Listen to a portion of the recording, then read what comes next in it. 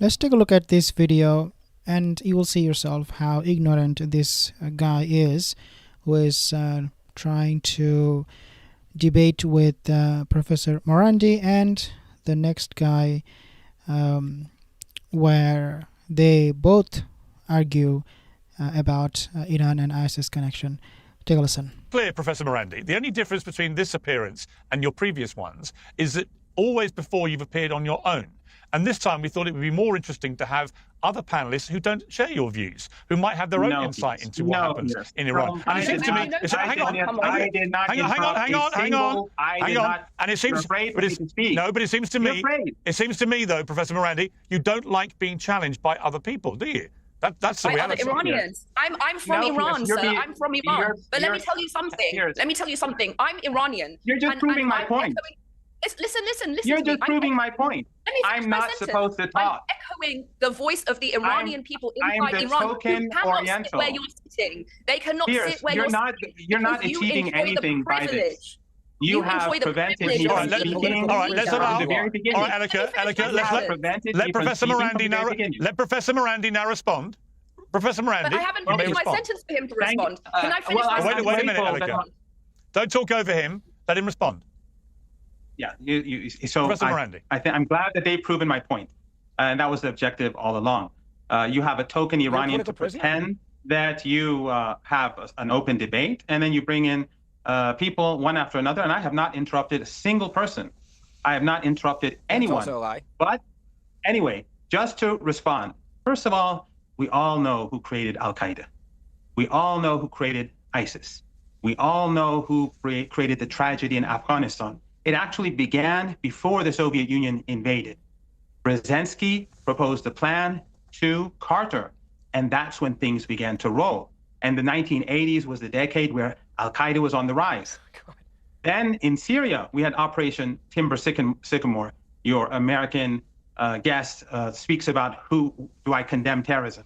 In Operation Timber Sycamore, the terrorists which they supported in Libya and destroyed Libya, which today is a destroyed country, those terrorists were taken to Turkey and also from Jordan to bring down the Syrian government. And Tulsi Gabbard, who is in Trump's administration, she said that we supported these terrorist groups, ISIS and Al-Qaeda, which now have taken Syria. These are not the words of an Iranian. Other than that, what we're seeing in Gaza, you've gone over this many times. This did not begin on October the 7th. This has been going on for decades. Let me ask you a question. Are you saying that Iran has never supported ISIS or Al-Qaeda? Is that what you're saying? Are you saying that Iran has never aided or abetted ISIS or Al-Qaeda, and somehow ISIS and Al-Qaeda has operated outside of the sphere or influence or money or weaponry coming from Iran? Are you insane, or is this just, are there people in the room pointing guns at you right now? And this is the problem. Okay, so this guy's absolutely he's talking nonsense. Al-Qaeda is anti-Iran. ISIS is anti-Iran. Those terrorist organizations, they are anti-Iran. If you take a look at the bombings in Pakistan that were done by Al-Qaeda and ISIS on Muslim people, you find those victims, those targeted people, they were all Shia Muslim. Yes, so not only just in Pakistan, but also elsewhere. If you see an attack on Shia, you will see Al-Qaeda or ISIS is involved somehow. So no, why would Iran support these terrorist organizations when they are trying to attack and kill the Iranian Shia? Propaganda you have to share. Piers, Mr. Morgan, the Defense Intelligence Agency document of 2012. Have you ever, are you telling me that Iran has never supported Al-Qaeda or ISIS operators? Yes or no? It declares very clearly who supported ISIS and Al-Qaeda in Syria. Dude, and that they I've never watched that. I've never watched a Okay, asking that question whether Iran supported Al-Qaeda or ISIS is like asking question Hamas supported and helped Israel. Exactly the same question, because obviously in this case Israel is a fake state, Zionist state, but it's not possible that Iran will help those who are trying to harm Iran. Video like this in my life. This is really sad. Like, I didn't realize it was this bad for you guys in Iran, but man, it's bad. Listen, the fact of the matter is this guy is Ben, completely... Ben.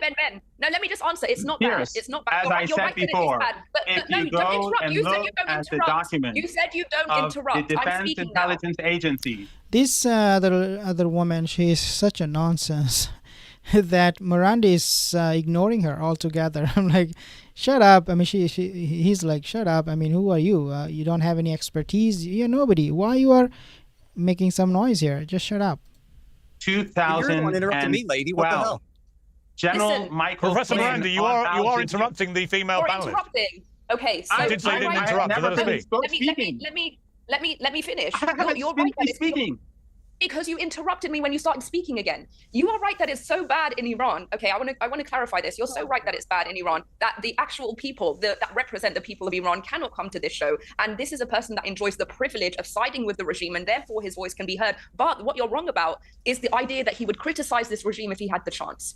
It doesn't matter if he had freedom of speech. He would not criticize this regime because he is a supporter of this regime. And that's evident in his ideologies, as with the gentleman beside him. Both of these people are people who indirectly or directly support the regime by whitewashing their crimes and just counterfactual narratives about how the West created Islamist groups when these Islamism has existed for 1400 years, and the revival of that was after the collapse of the Ottoman Empire. That's when the Islamic revivalist movement, and that was nothing to do with Western imperialism. That was the idea that they wanted to restore the Islamic caliphate. And everything that they've done in furtherance of that has been behind the pretext of anti-Western imperialism. You talk about how, yes, Carter absolutely did so much damage by not just supporting the Taliban in Afghanistan, but also bringing this regime to power by supporting Khomeini, by fomenting anti-Shah sentiments to galvanize the 1979 revolution. But what you're ignoring is that while the West facilitated this through imperialism, those factions existed because it is a rudiment of the Middle East. And to deny that is to deny the agency and ability of Middle Eastern people to engage in the same evil, if not more, as the West. And if you deny that, you are not being honest. Okay, so she is basically equating Islamism and Islam. There is no comparison between the two, especially when it comes to the definition of Islamism in the West. Because according to their narrative, Islamism is terrorism.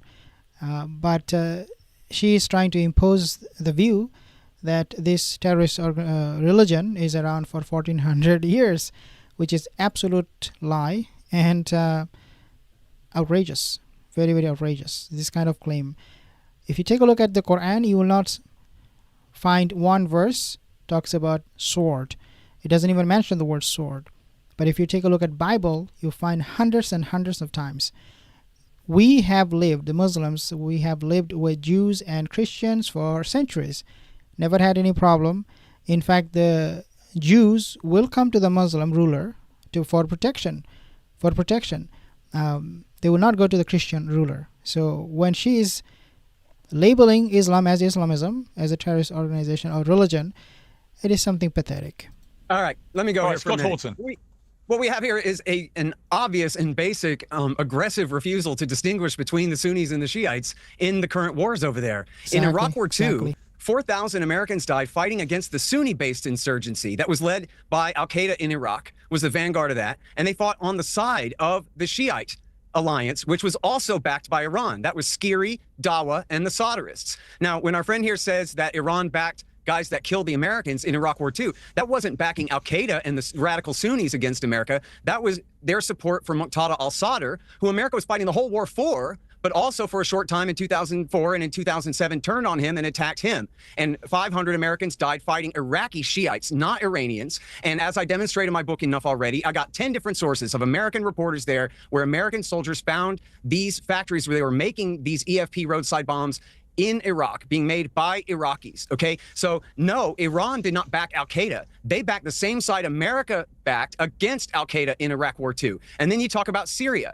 You say that Iran backed al-Qaeda. The question I asked was not about... The question I asked... Come on, man. But you're taking me out of context. I said, no, hold on. But you're taking what I said out of context. So I'm going to finish. What I said was, are you telling me... No, you're taking me out of context, so I'm going to say it again. Listen to what I'm telling you. Just listen. It'll take 9 seconds. It'll take 9 seconds. What I said was, are you telling me that Iran has never backed al-Qaeda or ISIS? Period. Full stop. For the time that al-Qaeda and ISIS have been alive, has Iran not backed them? I do know. I know that Iran has backed ISIS and al-Qaeda at different points. Now you can go off on your tirade and tell your book. I'm fine with it. Iran backed Hezbollah. Oh, for God's sake, man. Why would Iran back Al-Qaeda ISIS? Why? They back Hezbollah. I mean, this guy is not just ignorant, but he is very, very adamant. And he has a lot of ego issue. And I'm going to finish this, I swear to God. Iran backed the Syrian government and Hezbollah and Russia against Al-Qaeda and ISIS in the Syrian war. You just don't even know whose side who is on here, and you're trying to lecture me about it. I didn't go to an exact time that you're talking about. I said in a lifetime. Not the Shiites. I said in the lifetime of ISIS and Al-Qaeda, has Iran ever backed them? The answer is yes. No. I'm not talking about in this exact moment that you're talking about. I said over the lifetime. Over the lifetime of Iran. You're telling me on TV right now that Iran has never backed ISIS or Al-Qaeda. You're insane. You're a joke if you want to look at me and tell me that Iran has never backed them. No, it's bullshit. Man, come on, shut up. I mean, okay, so if you're trying to tell us that Iran indeed backed Al-Qaeda ISIS in their lifetime, why don't you give us an example? This guy doesn't have any example, and he's just trying to impose, he's just trying to steamroll his views on us when he is making himself look absolutely stupid. This guy's beyond stupid. I mean, he's pathetic. Why would Iran back Al-Qaeda ISIS when these are Sunni extremist groups or terrorist groups? And Iran is Shia. Come on, get it. He doesn't even understand the difference between Shia and Sunni, and he came on Piers Morgan's show to give us a lecture. Golly, man, like sell your book, but I'm sorry, it's stupid. Let's take your Just question. look at who does suicide attacks inside Iran. It's ISIS that does suicide attacks inside Iran. Let's take your statement as it is. You said that the regime in Iran backs Hezbollah and it backed Assad. What was that backing for? Can you clarify? In general, why does the regime in Iran back Hezbollah in Lebanon as an act of imperialism and Assad in Syria act as an act of imperialism? Explain. Okay, so the explanation is clear. Just the reason why U.S. backed or created Al-Qaeda and ISIS is the same reason why Iran and other countries, they get involved in this kind of activities. I mean, for Iran, they created Hezbollah, they're supporting Houthis and they're supporting this group, that group. But this is part of the game, of the geopolitical game. This woman should really ask this question, why America created, I mean, even Hillary Clinton admitted that the United States created Al-Qaeda and ISIS, this terrorist organization, during the Soviet Union era. Well, I mean, Hezbollah. Professor Marandi, maybe you can respond to that. Nothing to say? No. I want this question. His ghostwriter didn't write that part of the book, apparently. No. I want you to answer the question. Look, go on, tell me. Hezbollah came. I'll answer the question for you if you can't answer. Piers? I'm perfectly willing to answer the question here. Hezbollah was created in reaction to the Israeli invasion of Lebanon in the early 1980s. They didn't even come into existence until after the Beirut bombing of 1983, when the Israelis invaded to attack the PLO. But they mistreated the poor Lebanese Shiites who had nothing to do with the PLO and forced them into resistance. Now, that's not to justify everything that Hezbollah has done, but that's the true origin of their party. And then, yes, Iran. That's not the true origin. And then, yes, it's true that Iran has supported them since then. And I'm not saying that that's a good thing. As I told Piers before on the show, no. that's the reason that America has intervened in the Middle East is to try to break the Iran-Syria-Hezbollah alliance, and they keep only making it powerful. Because it is a dangerous terrorist alliance. What does it have to take to get through to you? The way that Hezbollah was created was that after the establishment of the regime in 1979, the IRGC asked for a corridor through Syria to get to Lebanon, and then it started its ideological exportation into Lebanon in order to create an Islamic Republic in Lebanon. This is an act of imperialism. And Nasrallah himself came out and said that the objective of Hezbollah through the regime in Iran was to create a second Islamic Republic in Iran. And Nasrallah himself said, well, okay, so this problem can easily be solved by asking this question. We agree that the existence of Hezbollah should not happen. We agree the existence of all of these terrorist organizations should not happen. They should be wiped out.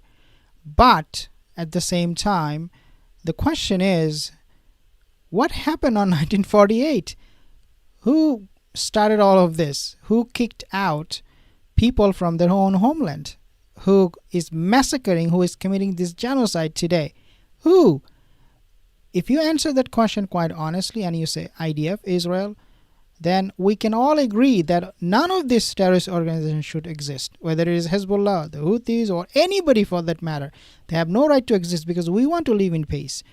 But the problem is that they will accuse these organizations for their existence, but they would not talk about the other side of the coin. They will completely flip it on you and establish this narrative that somehow whatever United States is doing, the Western imperialism, imperialistic these entities, whatever they're doing in the world, it is for peace. But it is not for peace. It is for kicking and evicting, avulsing an entire population, the Palestinians, from their own land. You stop that, everything else will be stopped. But this guest, this Iranian woman, whoever she is, screaming like a rat, doesn't really have any clue what she's talking about and doesn't really want to hear the other side of the story. Thank you for joining. See you in the next video.